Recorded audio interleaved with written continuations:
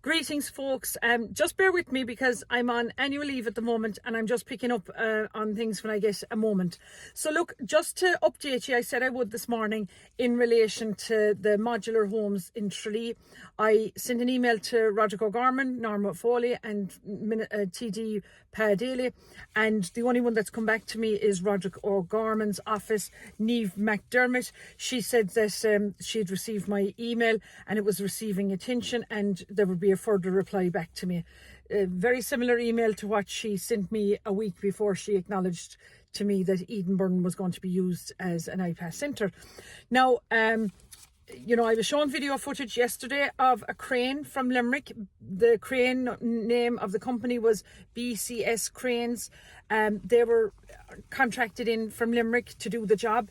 I contacted BCS Crane Hire and I spoke with a lovely man called William, and he said, look, they're contracted every day. They're dropping schools, hospitals, you know, they're doing a lot of work every day for government bodies, and they just supply the cranes. And he believes it was an English crowd or something, he said, and they supply the cranes in good faith.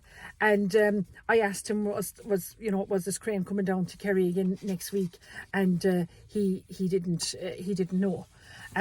Then people now are asking me as well, did I have any response from Una McGurk in relation to her comments that she made about me and my case, and you know, she didn't come back to me yet when I asked her the question, Una, are you honest or dishonest? Did you lodge these papers to the High Court, and can she prove that this court case is ongoing?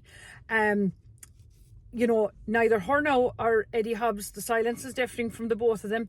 They didn't come back to me at all. So look, I want to know where the proof of this case is that she's referring to, court case. And Eddie Hobbs hasn't come back to me in relation to what he said. If you look back at Eddie's video, he said that the law requires lawyers, and there's nothing more dangerous than an amateur lawyer going into the waters that they shouldn't be going into. Now, in my opinion, that was a direct attack on me by Eddie. I feel that because the whole interview was geared around my case and the whole thing with Una McGurk and himself. And I think it's a very loose cannon statement from Eddie coming out saying that, because what he's implying there is not alone me, but he's basically saying that, you know, no Irish layperson should be bringing a case to court and going into waters that they shouldn't be going into. Well, now, Eddie, I did a very good job of representing myself, the people of Ireland and the great people of Kerry and Knocknagoshel in relation to my case that I put in front of Judge Nolan. And Eddie wasn't there, so, you know, he can't comment like on my case per se, because he wasn't actually in the courthouse that day, but Una was. So look, then also it's been pointed out to me that on TikTok there's a page set called Lawyers for Justice Ireland, and they stated last week that they were very pleased to confirm that papers were filed in the High Court, and they thanked Una McGurk for taking the place of the plaintiff. So, you know, we need to find out and establish the truth. Look, Eddie and Una need to come back to me to clarify the issues I raised in my TikTok to them. But, like, who are these Lawyers for Justice Ireland? Are they lay people? Are they qualified barristers and solicitors on this platform? And, you know, I'll put it out again to Una. Is she honest or dishonest by, you know, not coming back to me and telling me, you know, whether she has this case up and running? But I went a step further myself. I contacted the High Court Central office myself to see, you know, is there a case, and to get the record number, because this is public knowledge anyway, because it's not, you know, it's public knowledge. So I'll wait for them to come back to me, and it'll be very exciting to see what'll happen there.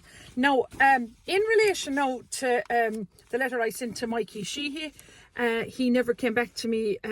It's gone nearly 2 weeks now when I asked him the straight question, did they bus EU migrants into the voting polling stations in Kerry? Now the EU, I have been privy to this document. A person has contacted me and said, Michelle, have a read at this document. The EU has issued a directive explaining the right to vote, saying that a minimum period of residence for EU citizens to participate in local elections if more than 20% of the voting population are non-residents. Now, they said this is very rare. So I'm going to look into that, because that's very important now for anyone all over the country who ran in the local elections and, may have lost a seat because people were being bussed in to polling stations. I've heard it from quite a number of people throughout different constituencies have come back to me. And now that there's actually an EU directive explaining this, I'm going to follow that up and I'll be back to you on that. Look, guys, in relation to the modular homes now in Tralee, a lot of people have come back to me in relation to it, and I do propose to have peaceful protests there.